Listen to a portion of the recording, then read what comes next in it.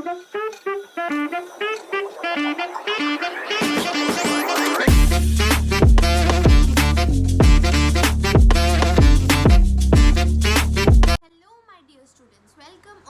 Back to my YouTube channel maths expert, जहां आप पढ़ेंगे मैथ्स एकदम इजी और सिंपल वे में, और जहां आपके कॉन्सेप्ट्स होंगे एकदम क्रिस्टल क्लियर।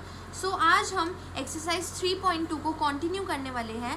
लास्ट एक्सरसाइज में हमने 12 क्वेश्चंस करे थे। ये एक्सरसाइज काफ़ी बड़ी है, तो इसमें अब हम कंटिन्यू करने वाले हैं 13th क्वेश्चन से। पिछले जो क्वेश्चंस थे वो थोड़े इजी थे, अब से थोड़ा लेवल इस एक्सरसाइज का थोड़ा हाई होगा, थोड़े डिफ़िकल्ट क्वेश्चंस होंगे। वैसे इजी है, बट अगर आप ध्यान दोगे तो सब आपको समझ आएगा। सो 13 क्वेश्चन से आज हम स्टार्ट करने वाले हैं। तो 13 क्वेश्चन में हमारे को क्या दिया हुआ है, we have a matrix f of x, एक फंक्शन की तरह एक मैट्रिक्स है, ठीक है, जिसमें हमारे पास ये एक मैट्रिक्स दिया हुआ है। हमें क्या करना है, एफ ऑफ एक्स मैट्रिक्स को हमने शो करना है f of x into f of y equals to f of x plus y. तो इसका मतलब क्या है, इसका एक्चुअल में मतलब मैं अब आपको समझाती हूँ। एफ ऑफ एक्स का मतलब है कि ये पूरा जो हमारे पास मैट्रिक्स है उसमें हर एक चीज़ में, मतलब हर एक एलिमेंट में ना आपको दिख रहा होगा एक्स होगा। सो एफ ऑफ एक्स का मतलब है कि हर एक फंक्शन में ये जो x की वैल्यू यहाँ पे x लिखा हुआ है। सो एफ ऑफ y का क्या होगा, एफ ऑफ y अगर हम लिखना चाहेंगे तो एफ ऑफ y में इसी फंक्शन को, it is like a function, तो इसी फंक्शन में जब हम x की जगह वैल्यू y पुट करेंगे तो हमारे पास एफ ऑफ y आ जाएगा। तो जहाँ जहाँ x था वहाँ आप y पुट कर दोगे तो आपके पास एफ ऑफ y आ जाएगा। तो हमें सॉल्व क्या करना है, हमें लेफ्ट हैंड साइड में दिया हुआ है कि हमें f of x into f of y करना है, यानी कि इस वाले मैट्रिक्स को इस वाले मैट्रिक्स से हमने मल्टीप्लाई करना है। तो हम मल्टीप्लाई कैसे करेंगे, तो सबसे पहले आप क्या करोगे, cos x into cos y, ठीक है, minus sine x into sine y, ठीक है, प्लस 0 इंटू 0। तो आपके पास पहला एलिमेंट आ जाएगा। अब दूसरे के लिए आप क्या करोगे, इसी पूरी रो को दूसरे कॉलम से मल्टीप्लाई करोगे, cos x into minus sine y, ठीक है, plus minus sine x into cos y, ठीक है, प्लस 0 इंटू 0 ऐसे। और थर्ड को करोगे तो cos x into 0 sine minus sine x into 0 and 0 into 1 0। तो ये हमारे पास पहली रो आ गई।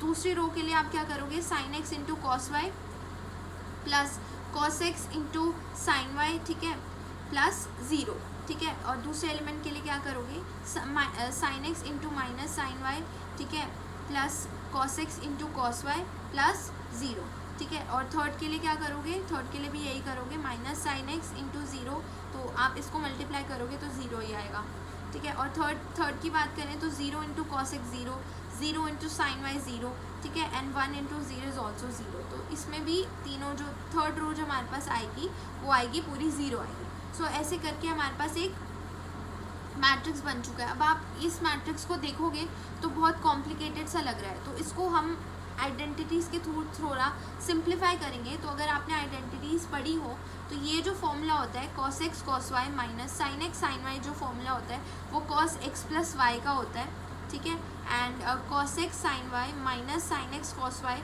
तो आप देखोगे तो ये जो है ना, ये होता है साइन एक्स प्लस वाई का, बट इसमें माइनस कॉमन ले रहे हैं हम बाहर, ठीक है, तो प्लस होता है। तो cos x cos y plus cos x sine y plus sine x cos y जो होता है वो होता है साइन एक्स प्लस वाई की आइडेंटिटी, ठीक है, एंड माइनस हमने बाहर कॉमन लिया था तो माइनस यहाँ आ गया, ये तो 0 ही रहेगा। और यहाँ पर देखोगे तो यही सेम आइडेंटिटी है, ठीक है, तो ये हो जाएगा sine x plus y, okay. And यहाँ पर भी अगर आप देखोगे cos x cos y minus sine x sine y क्या होती है, कॉस की आइडेंटिटी। तो इसको लर्न करने का मैं आपको एक तरीका बताती हूँ कि कॉस की आइडेंटिटीज़ में जो है ना साइन उल्टा आता है, क्योंकि यहाँ पे अगर आप देखोगे cos x cos y minus sine x sine y है, तो जब आप फॉर्मूले में लिखोगे तो फॉर्मूला यहाँ पे आएगा कॉस एक्स प्लस वाई का। और कॉस के केस में दोनों सेम रहेंगे, मतलब साइन साइन के साथ होगा और कॉस कॉस के साथ होगा। साइन के केस में कॉस साइन और कॉस एक साथ होते हैं, तो साइन के केस में जो है जो अंदर जो हमारे पास साइन होगा वही फॉर्मूला में साइन होता है। तो यहाँ पे अगर आप देखोगे sine x cos y plus cos x sine y plus है यहाँ पर, तो यहाँ पर भी प्लस आएगा, so sine x plus y. तो ऐसे ही कुछ 3-4 आइडेंटिटीज़ होती हैं जो आपको याद करनी है, एंड आंसर अगर आप ऐसे लिखोगे तभी आपको फुल मार्क्स मिलेंगे। Now we move on to the 14th question. 14th question में हमारे को क्या दिया हुआ है 14th क्वेश्चन में हमारे को कुछ चीज़ें मल्टीप्लाई करके सॉल्व करके हमें प्रूव करके दिखानी है। सो हमारे पास लेफ्ट हैंड साइड पे अगर आप देखोगे 2 मैट्रिक्स हैं, ठीक है, जिनको मल्टीप्लाई करा जा रहा है, एंड राइट हैंड साइड में भी 2 मैट्रिक्स है जिनको मल्टीप्लाई करा जा रहा है। तो हमें लेफ्ट हैंड साइड पहले सॉल्व करनी है, फिर राइट हैंड साइड सॉल्व करनी है, और दोनों को सॉल्व करके दिखाना है कि दोनों इक्वल नहीं है। तो लेफ्ट हैंड साइड को कैसे सॉल्व करेंगे, 5 × 2 + -1 × 3, ओके, 5 × 1 + -1 × 4, okay. Now 6 × 2 + 7 × 3. Now 6 × 1 + 7 × 4, ठीक है। इसको सॉल्व करेंगे तो हमारे पास जो आंसर आएगा वो आएगा ये 7 1 33 34। नाउ राइट हैंड साइड भी सॉल्व करेंगे तो राइट हैंड साइड को मल्टीप्लाई करेंगे 2 × 5 + 1 × 6, ठीक है, फर्स्ट एलिमेंट। दूसरे के लिए 2 × -1 + 1 × 7 दूसरे के लिए। नाउ 3 × 5 + 4 × 6, ठीक है, 3 × -1 + 4 × 7। तो इसको अगर आप सॉल्व करोगे आपके पास अनदर एक और 2 × 2 मैट्रिक्स आएगा जो कि होगा 16 5 39 25। तो अगर आप देखोगे ये दोनों मैट्रिक्स बिल्कुल भी सेम नहीं है तो आपने प्रूव कर दिया कि ये और ये मैट्रिक्स मल्टीप्लाई करने पे सेम नहीं आते। सेकंड पार्ट में हमारे को क्या दिया हुआ है, सेकंड पार्ट में भी हमारे को यही दिया हुआ है कि left hand side right hand side की इक्वल नहीं है, तो उसमें भी हमें मल्टीप्लाई करना है। सो मल्टीप्लाई कैसे करेंगे, बट आप मल्टीप्लाई करने पे एक चीज़ जो है, जैसे मैंने आपको पहले बताया था कि इसमें हमने क्या देखा था कि आपको बताया था कि a और b जो होते हैं, a × b जो होता है वो b × a के बराबर नहीं होता मैट्रिक्स के केस में, ठीक है। तो वो यहाँ पे अब हम प्रूव करने वाले हैं। तो मान लो एक मेरे पास मैट्रिक्स है a b, ठीक है, फिर से दूसरे पार्ट में भी हमारे पास वही सेम आ जाता है matrix b a b = b × a। दूसरे में क्या आ जाता है, not equal to b × a। तो कैसे करेंगे, a × b करेंगे सबसे पहले, तो 1 × -1 + 2 × 0 + 3 × 2, ठीक है, 1 × 1 + 2 × -1 + 3 × 3, ठीक है। नाउ थर्ड के लिए 1 × 0 + 2 × 1 + 3 × 4, ठीक है, ये थर्ड के लिए हो गया। अब इसको भी सॉल्व करेंगे, 0 × -1 + 1 × -1, ठीक है, सॉरी 1 × 0 + 0 × 2, ठीक है। अब दूसरे के लिए भी क्या, दूसरे कॉलम को मल्टीप्लाई करेंगे, 0 × 1, ठीक है, + 1 × -1 + 0 × 3, ठीक है। नाउ थर्ड कॉलम से मल्टीप्लाई करेंगे, 0 × 0 + 1 × 1 + 4 × 0, ठीक है। ऐसे ही थर्ड रो के लिए भी करेंगे, तो थर्ड के लिए भी करते हैं, 1 × -1 + 1 × 0 + 0 × 2। ऐसे ही इसी थर्ड रो को हमने दूसरे कॉलम से और तीसरे कॉलम से भी मल्टीप्लाई करना है। तो अगर आप इसको मल्टीप्लाई करके सॉल्व करोगे तो हमारे पास a × b जो आएगा वो आएगा ये, आप यहाँ से टैली कर सकते हैं। नाउ अब a × b के बाद हम मल्टीप्लाई करने वाले हैं b × a। क्या करने वाले हैं, इस मैट्रिक्स को इससे मल्टीप्लाई करने वाले हैं। तो इस मैट्रिक्स को इससे जब अगर हम मल्टीप्लाई करेंगे तो बेसिकली यहाँ से कैसे करेंगे, -1 × 1 + 1 × 0, ठीक है, + 0 × 1, ठीक है।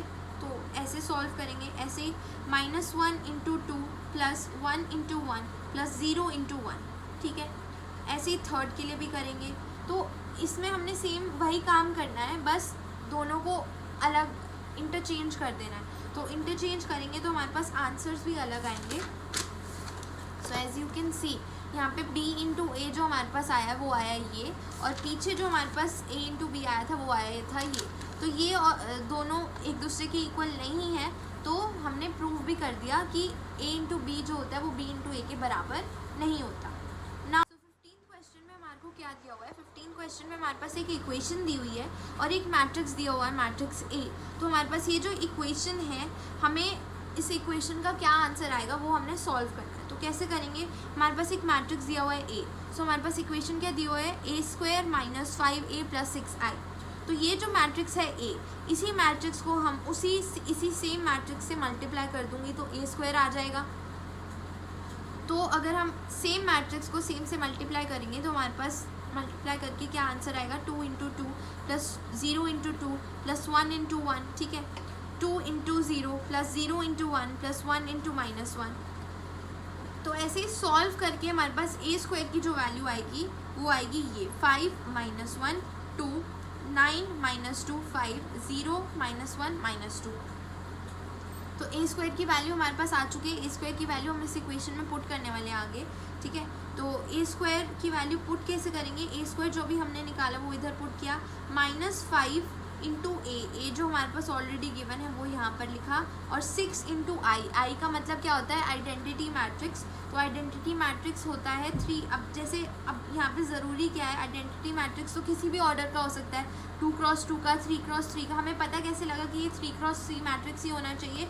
क्यों होना चाहिए, क्योंकि हम अगर ध्यान से देखेंगे तो हमारे पास जो ए स्क्वायर आया है वो भी 3x3 ऑर्डर का है, ए जो है वो भी 3x3 ऑर्डर का है। तो जो आई जो हम लेंगे वो भी 3x3 ऑर्डर का लेंगे, क्योंकि अगर हमें प्लस माइनस करने के लिए, मैंने आपको पहले ही बताया था, 2 मैट्रिक्स को या 3 मैट्रिक्स को प्लस माइनस करने के लिए उनका ऑर्डर होना चाहिए सेम। तो क्योंकि इनका भी ऑर्डर 3x3 है, तो जो आइडेंटिटी मैट्रिक्स भी हमारा जो होगा वो भी 3x3 ऑर्डर का ही होगा।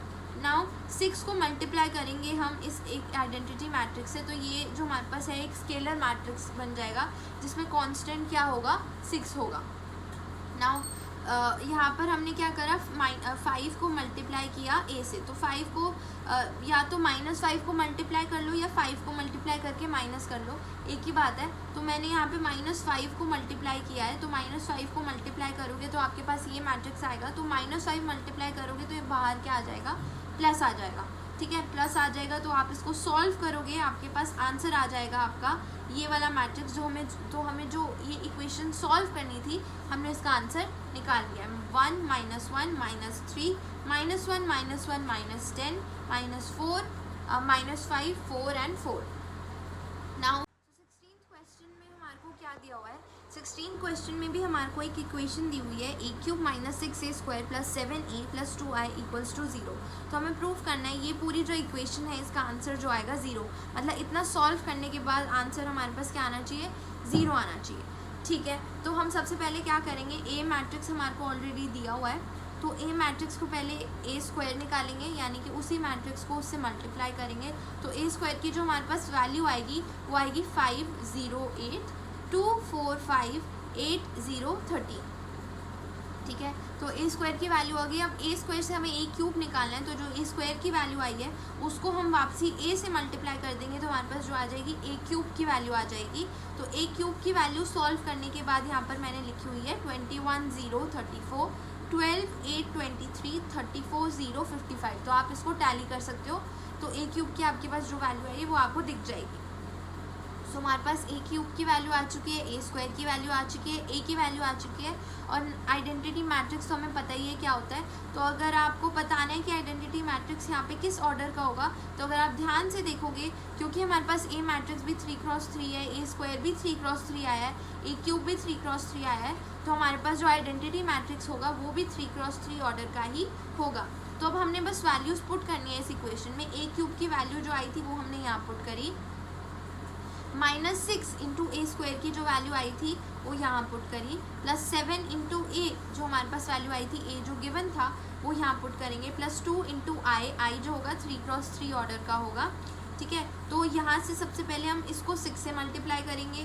क्या करेंगे, इसको 6 से, इस पूरे मैट्रिक्स को 6 से मल्टीप्लाई करेंगे, यानी कि हर एक एलिमेंट को 6 से मल्टीप्लाई करेंगे। 6 5 = 30, 6 8 = 48, ठीक है, 6 2 = 12, 6 4 = 24, 6 5 = 30, ठीक है। तो यहाँ पर सॉल्व करेंगे, तो हमारे पास यहाँ से सॉल्व करके इसको 6 से मल्टीप्लाई किया, देन इस वाले को 7 से मल्टीप्लाई किया, एंड देन आइडेंटिटी मैट्रिक्स को 2 से मल्टीप्लाई किया अकॉर्डिंग टू द इक्वेशन। तो इस पूरे को सॉल्व करेंगे पहले, फिर उसके बाद मैंने क्या किया है, देखो इस वाले मैट्रिक्स को और इस वाले मैट्रिक्स को सब्ट्रैक्ट किया है, 21 -30 -9, ठीक है। ऐसे करके मैंने इस पूरे इन दो मैट्रिक्स को सब्ट्रैक्ट किया और इन दो मैट्रिक्स को क्या किया है, ऐड किया है। तो इनको सॉल्व करके मेरे पास 2 मैट्रिक्स बच गए एंड में। अब इन 2 मैट्रिक्स को मैंने एंड में क्या करना है, ऐड करना है। तो इन 2 मैट्रिक्स को आप एंड में ऐड करोगे तो आप ध्यान से देखोगे कि ये जो है इसके अपोजिट है, तो कट जाएगा हर एक एलिमेंट, और हमारे पास आंसर जो आ जाएगा 0, 3x3 मैट्रिक्स का 0 मैट्रिक्स मिलेगा हमारे को, ठीक है। तो हमने प्रूव कर दिया कि LHS इक्वल्स टू RHS और 0 हमारे पास आंसर आ चुके हैं। तो 17 क्वेश्चन में हमारे को क्या दिया हुआ है, 17 क्वेश्चन में हमें दिया हुआ है if A is equals to this and I is equals to this we have to find the value of K so that A square is equals to KA minus 2I। ठीक है, तो हमें K की value find out करनी है। सबसे पहले जो गिवन है वो हमने लिख लिया है। ठीक है, तो K की वैल्यू कैसे सॉल्व करेंगे अब हम देखते हैं। तो सबसे पहले हमें इक्वेशन में क्या दिया हुआ है, इक्वेशन में जो जो दिया हुआ है ना वो उसकी पहले वैल्यू हम निकाल लेंगे। तो हमें इक्वेशन में A स्क्वायर दिया हुआ है, तो हमारे पास A जो मैट्रिक्स है ना उस मैट्रिक्स को पहले हम A स्क्वायर की वैल्यू निकालेंगे। तो A स्क्वायर निकालना है तो जो मैट्रिक्स गिवन है उसी को वापसी लिख लेंगे, उसको मल्टीप्लाई कर लेंगे तो हमारे पास एक आंसर आएगा। A स्क्वायर की वैल्यू आएगी 1 माइनस 2 4 माइनस 4। तो A स्क्वायर की वैल्यू आ चुकी है। ठीक है, अब हमारे पास जो जो इक्वेशन में नीडेड था वो मिल चुका है, तो हम सीधा बस इक्वेशन में वैल्यूज़ पुट करने वाले हैं। तो A स्क्वायर की वैल्यू जो भी हमने निकाली वो यहाँ लिखी। ठीक है, equals to KA minus 2I। ठीक है, तो यहाँ पर हमने इक्वेशन पुट करी और यहाँ पे 2I जो हमें गिवन था वो यहाँ पर लिख लिया। ठीक है, तो K से हम मल्टीप्लाई कर रहे हैं A को, तो हर एक एलिमेंट को K से मल्टीप्लाई करेंगे, हमारे पास एक नया मैट्रिक्स आ जाएगा। इसको 2 को आइडेंटिटी मैट्रिक्स से मल्टीप्लाई करेंगे तो हमारे पास एक स्केलर मैट्रिक्स आ जाएगा। ठीक है, तो स्केलर मैट्रिक्स आ जाएगा। अब आपको पता है कि हम इक्वालिटी ऑफ मैट्रिक्स का यूज़ करते हैं। तो सबसे पहले राइट हैंड साइड में अगर आप देखोगे तो राइट हैंड साइड में हमारे पास 2 मैट्रिक्स होंगे, तो इन दोनों मैट्रिक्स को हम ऐड करेंगे, हमारे पास एक नया मैट्रिक्स बनेगा 3K minus 2 plus 0 4K plus 0। ठीक है, माइनस 2K माइनस 2। तो हमारे पास एक नया मैट्रिक्स आ जाएगा यहाँ पर राइट हैंड साइड में, एंड लेफ्ट हैंड साइड में भी हमारे पास एक मैट्रिक्स सॉल्व होके मिल जाएगा। ठीक है, तो यहाँ से अब हमें पता है कि क्या करना होता है, कॉरस्पॉन्डिंग एलिमेंट्स को इक्वल प्रूफ करना होता है, इक्वल रखना होता है। So 1 will be equal to 3K minus 2। यहाँ से हमारे पास सॉल्व करके K की वैल्यू जो आ जाएगी 1 आ जाएगी। बट हमें इसको वेरीफाई भी करना होता है कि K की वैल्यू हर एक इक्वेशन से सेम आ रही है या नहीं आ रही है।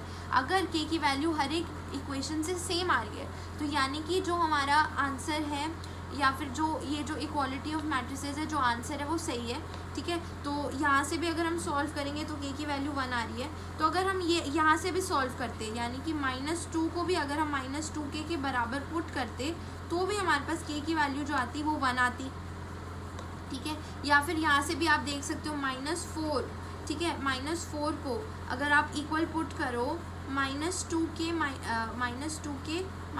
के बराबर पुट करो तो भी आपके पास जो आंसर आने वाला है ना वो सेम ही आने वाला है। Minus 2 will be equal to minus 2K, जहाँ से ये कैंसिल हो जाएगा और यहाँ से भी K की वैल्यू जो आएगी वो भी 1 आएगी। तो आप किसी से भी सॉल्व करो, किसी भी इक्वेशन को सॉल्व करो, K की वैल्यू आपकी 1 ही आने वाली है। तो इसका मतलब ये है कि आपका आंसर सही है और आपने जो मल्टीप्लाई किया है और जो ये इक्वेशन है वो भी सही है। ठीक है, now we move on to the 18th question. 18th question को अब आप स्टार मार्क कर लो because it is one of the most important questions.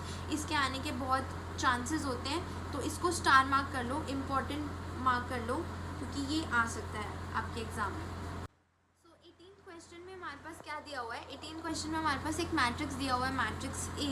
ठीक है, and I is the identity matrix of order 2 show that I plus A is equals to I minus A into this new matrix. ठीक है, तो हमें इसको इसके equal proof करना है। तो इसको इसकी इक्वल प्रूफ कैसे करेंगे, बस वैल्यूज़ हमें निकालनी है, जो भी इक्वेशन में नीडेड है वो वैल्यूज़ हमने निकालनी है और इस इक्वेशन में सॉल्व करना है। तो कैसे करेंगे, लेफ्ट हैंड साइड सॉल्व करने वाले हैं पहले हम। तो लेफ्ट हैंड साइड में हमारे को क्या दिया हुआ है, लेफ्ट हैंड साइड में हमारे को एक identity matrix I plus A दिया हुआ है। तो A जो हमारे को गिवन है वो हमने यहाँ लिख लिया और आइडेंटिटी मैट्रिक्स को भी लिख लिया। तो इसको ऐड करेंगे तो हमारे पास क्या आएगा 1। ठीक है, minus tan alpha by 2 and 1। ठीक है, तो हमारे पास एक मैट्रिक्स मिल जाएगा, एक नया मैट्रिक्स। अब हम सॉल्व करने वाले हैं RHS को। सो RHS को सॉल्व कैसे करेंगे, I minus A into this matrix. So I again हमने ये पुट किया। ठीक है, A की वैल्यू हमने यहाँ पर ये पुट करी इंटू दिस। तो सबसे पहले हम क्या करने वाले हैं, अब यहाँ पर जो ध्यान देने वाली बात है, यहाँ पर हम सबसे पहले करने वाले हैं इन दोनों मैट्रिक्स को, ठीक है, सब्ट्रैक्ट एंड देन उसके बाद मल्टीप्लाई। तो 1 माइनस 0, ठीक है 1, ठीक है, 0 minus tan alpha by 2, so this is will be tan alpha by 2. 0 into minus tan alpha by 2, तो ये minus tan alpha by 2 हो जाएगा और यहाँ पर 1 हो जाएगा. ठीक है, तो यहाँ पर हमारे पास एक नया मैट्रिक्स आ गया. अब इसको हमने मल्टीप्लाई करना है इससे. सो मल्टीप्लाई कैसे करेंगे देखो, तो मल्टीप्लाई ऐसे करेंगे cos alpha plus tan alpha by 2 into sine alpha. ठीक है, पहला एलिमेंट हो गया. ध्यान से देखना है इसमें, बहुत ध्यान से देखो. तो this will be our first element. दूसरे एलिमेंट के लिए क्या करेंगे, 1 इंटू माइनस साइन अल्फ़ा. ठीक है, तो ये हो जाएगा minus sine alpha. tan alpha by 2 into cos alpha. ठीक है, तो ये हो जाएगा दूसरा एलिमेंट. अब दूसरे रो को मल्टीप्लाई करेंगे दोनों कॉलम से. So minus tan alpha by 2 into cos alpha. ठीक है, plus sine alpha. Now last वाले एलिमेंट के लिए क्या करेंगे, minus tan alpha by 2 into minus sine alpha, यानी कि प्लस हो जाएगा, and 1 into cos alpha. So plus 1 into cos alpha. तो हमारे पास एक मैट्रिक्स आ गया. इसको हमने आगे फर्दर सॉल्व करना है, क्योंकि हम ऐसे नहीं छोड़ सकते इसको, वरना सॉल्व नहीं हो पाएगा और प्रूव नहीं हो पाएगा जो हमें प्रूव करना है. तो हम इसको सॉल्व कैसे करेंगे, बहुत ध्यान से देखो. tan अल्फ़ा बाई 2, tan क्या होता है, साइन बाई कॉस. तो tan अल्फ़ा बाई 2 की जगह हमने क्या लिखा, sign alpha by 2 by cos alpha by 2 into sine alpha. ठीक है, ये लिखा. अब हम क्या करने वाले हैं, अब यहाँ से ऐसे ही यहाँ पर करने वाले हैं. यहाँ पर भी tan अल्फ़ा बाई 2 की जगह sign alpha by 2 cos alpha by 2 लिखा. ठीक है, हर जगह जहाँ tan अल्फ़ा है वहाँ पे sign alpha by 2 sign alpha by 2 लिखा. अब इसके बाद हम अगले स्टेप में क्या करने वाले हैं, अगले स्टेप में हम लेने वाले हैं एलसीएम. एलसीएम लेने वाले हैं, तो नीचे क्या आ जाएगा, कॉस अल्फ़ा बाई 2. ठीक है, कॉस अल्फ़ा बाई 2 आ जाएगा. अब कॉस अल्फ़ा बाई 2 है, तो इसको इससे कॉस अल्फ़ा बाई 2 जो है वो कॉस अल्फ़ा से मल्टीप्लाई होगा पहले में. तो cos alpha into cos alpha by 2 plus sign alpha by 2 into sine alpha. तो अगर आप ध्यान से देखोगे ये एक आइडेंटिटी बन रही होगी. यहाँ पर भी एलसीएम लिया कॉस अल्फ़ा बाई 2, तो कॉस अल्फ़ा बाई 2 एलसीएम लेंगे, तो यहाँ पे कॉस अल्फ़ा बाई 2 मल्टीप्लाई हो जाएगा, एंड यहाँ पर कॉस अल्फ़ा बाई 2 से कॉस अल्फ़ा बाई 2 कैंसिल, तो cos alpha into sine alpha by 2. ऐसे ही हर जगह हमने क्या ले लिया, एलसीएम ले लिया. अब उसके बाद अगर आप ये देखो तो यहाँ पर एक आइडेंटिटी बन रही होगी, cos alpha minus alpha by 2. क्यों बन रही होगी, ध्यान से देखो.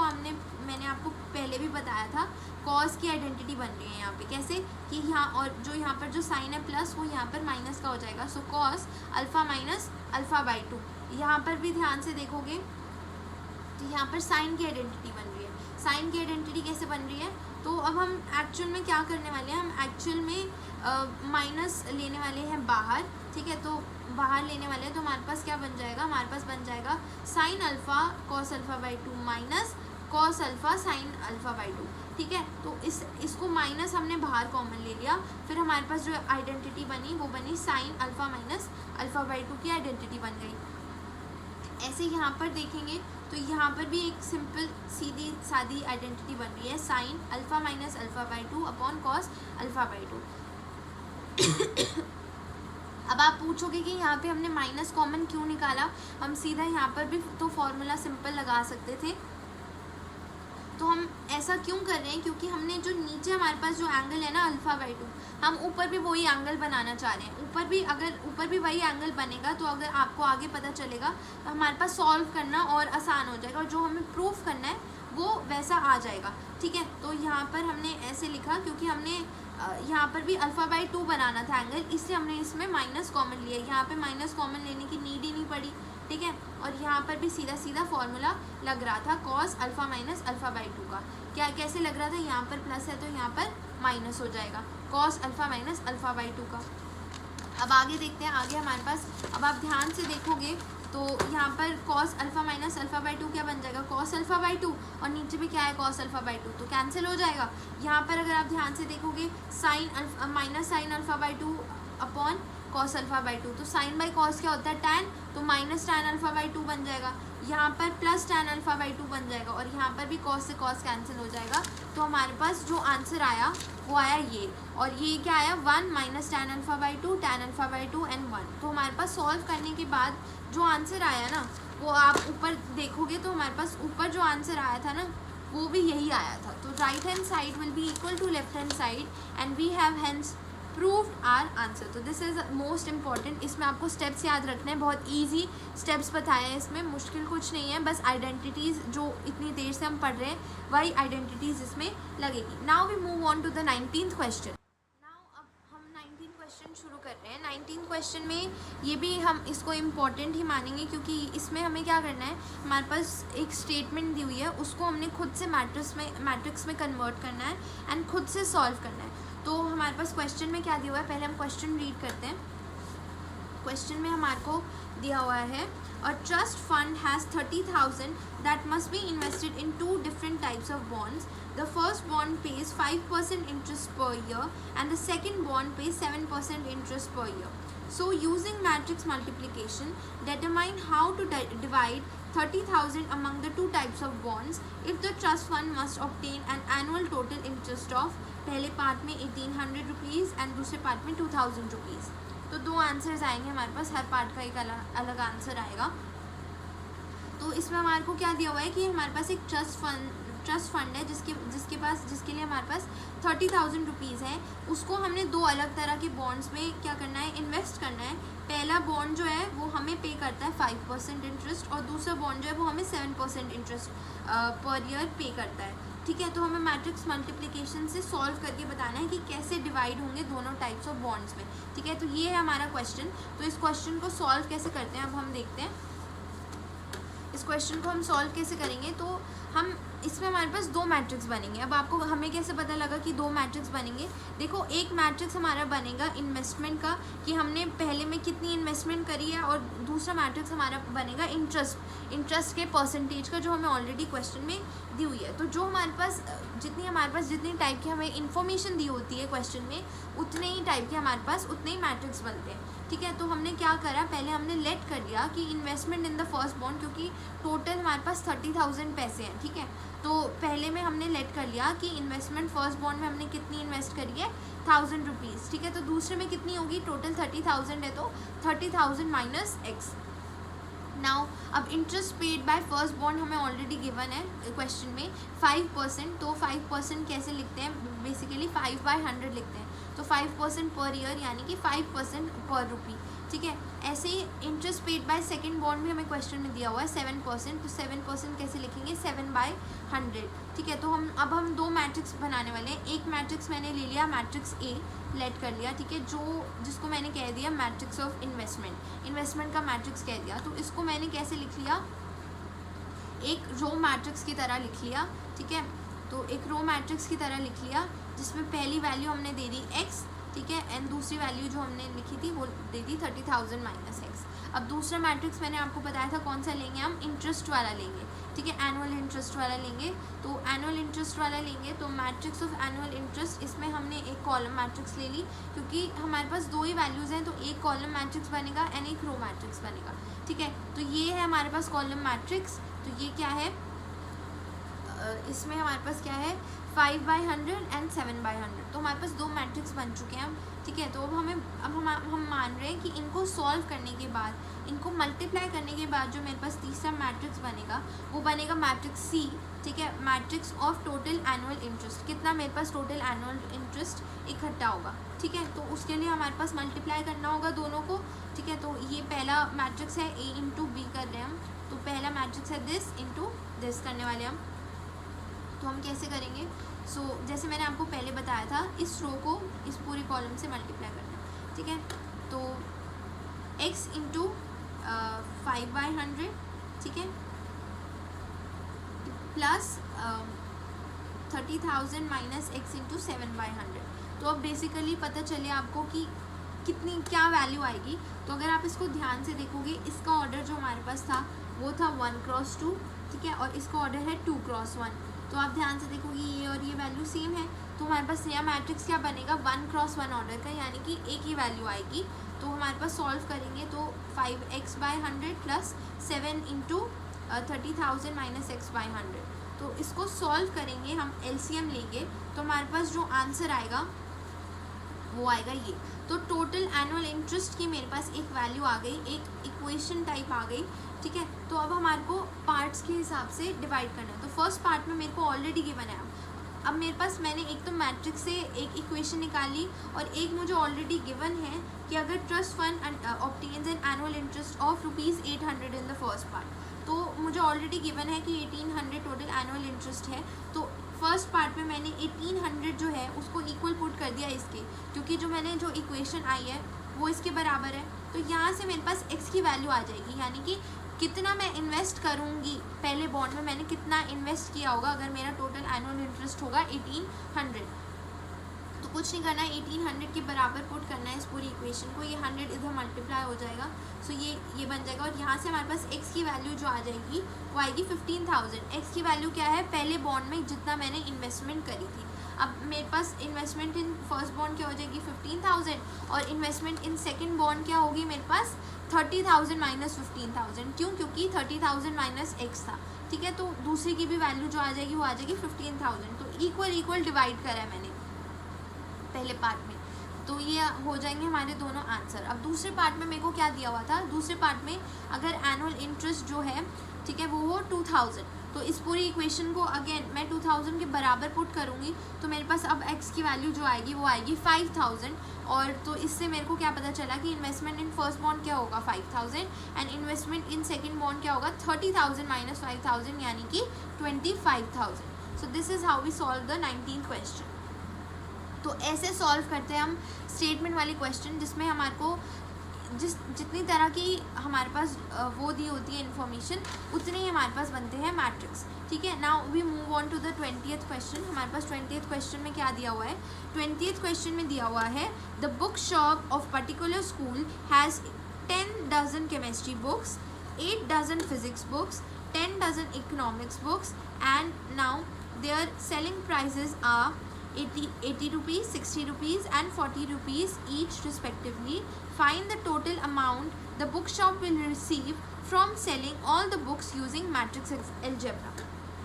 तो अगेन मेरे को मैट्रिक्स एल्जेब्रा का यूज़ करना है और मुझे पता करना है कि कितना टोटल अमाउंट अर्न करेगी हमारी बुक शॉप जब वो सेल करेगी ये सारी बुक्स को।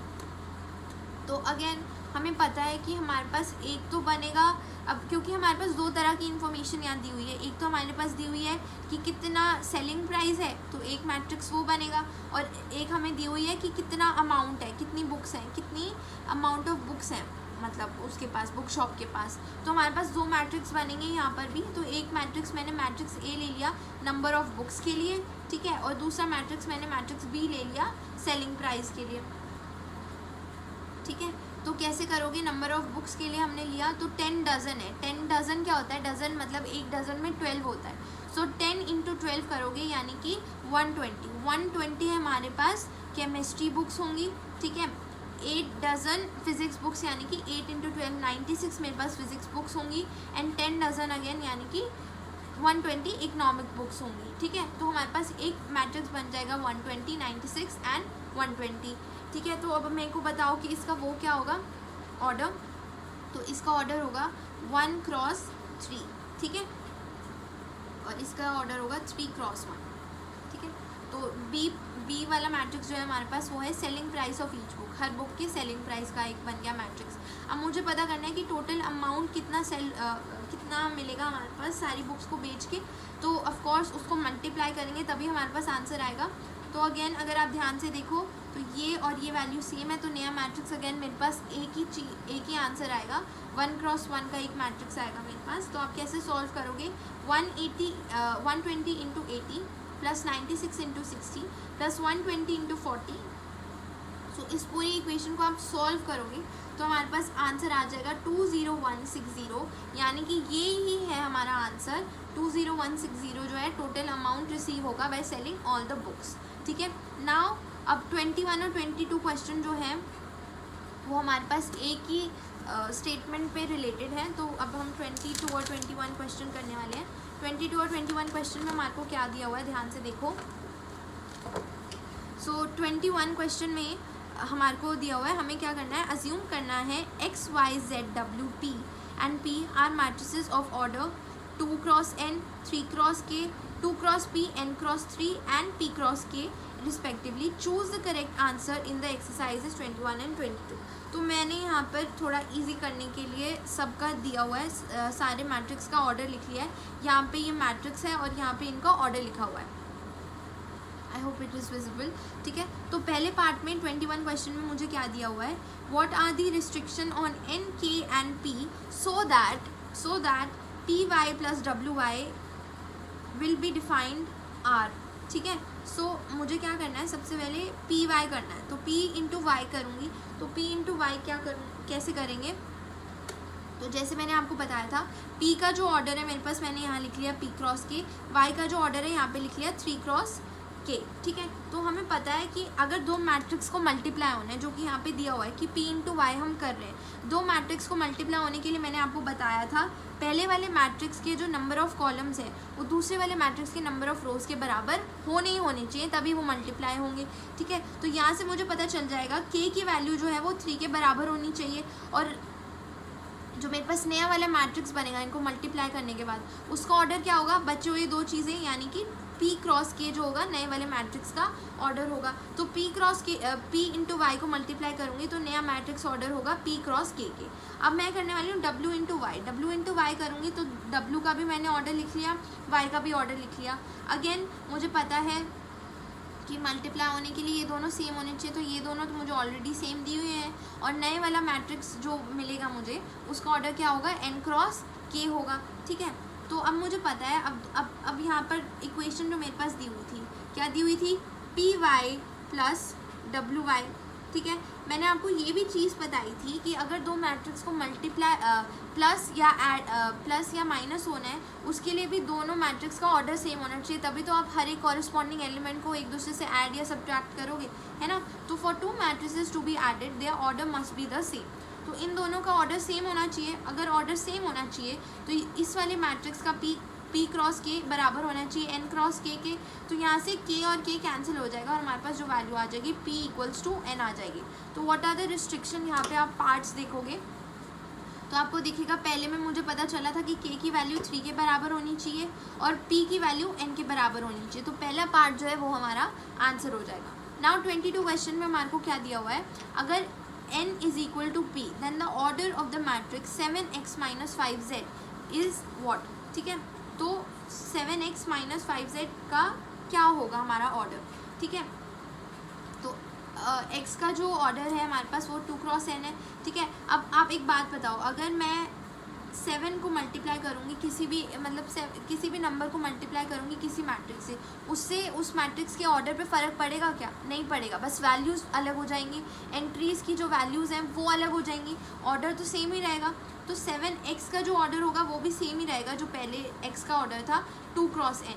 ऐसे ही 5 को z से मल्टीप्लाई करूँगी तो भी ऑर्डर सेम ही रहेगा 2 क्रॉस p. अब यहाँ पे मैंने आपको अगेन बताया था, अगर दो मैट्रिक्स को ऐड या सब्ट्रैक्ट होना है तो जो है उनका हमारे पास अगर ऐड या सब्ट्रैक्ट होना है तो उनका ऑर्डर सेम होना चाहिए. तो 2 क्रॉस n जो है वो बराबर होना चाहिए 2 क्रॉस p के. ठीक है, तो 2 क्रॉस p के बराबर होना चाहिए. तो यहाँ से मुझे ये भी पता चल जाएगा n जो है वो 2 के बराबर होगा. ठीक है, n जो है वो 2 के बराबर होगा, और नए वाले मैट्रिक्स का ऑर्डर जो होगा वो 2 क्रॉस p होगा. ठीक है, नए वाले मैट्रिक्स का जो ऑर्डर होगा वो 2 क्रॉस p होगा.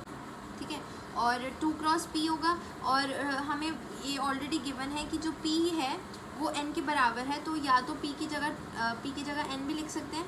तो 2 क्रॉस n जो है हमारे पास आंसर आ जाएगा.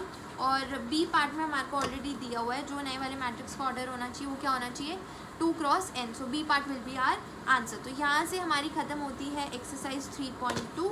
आप इसको ढंग से प्रैक्टिस करना. ये जो लास्ट के क्वेश्चंस हैं वो मोस्ट इम्पॉर्टेंट है, तो इनको ज़रूर करना. बाकी के क्वेश्चंस भी इम्पॉर्टेंट हैं, आ सकते हैं, लेकिन उनको आप एक बार या 2 बार सॉल्व करोगे वो आपको आ जाएंगे समझ. लेकिन ये वाले जो क्वेश्चंस हैं ये मोस्ट इम्पॉर्टेंट है, इसके लिए आपका कॉन्सेप्ट एकदम क्लियर होना चाहिए. आई होप कि वीडियो देखने के बाद आपको कोई भी डाउट नहीं होगा. अगर डाउट होगा तो please write it in the comment section. I will definitely reply to it. Next video में हम करेंगे exercise 3.3 with the concept. And thanks for watching. Good bye.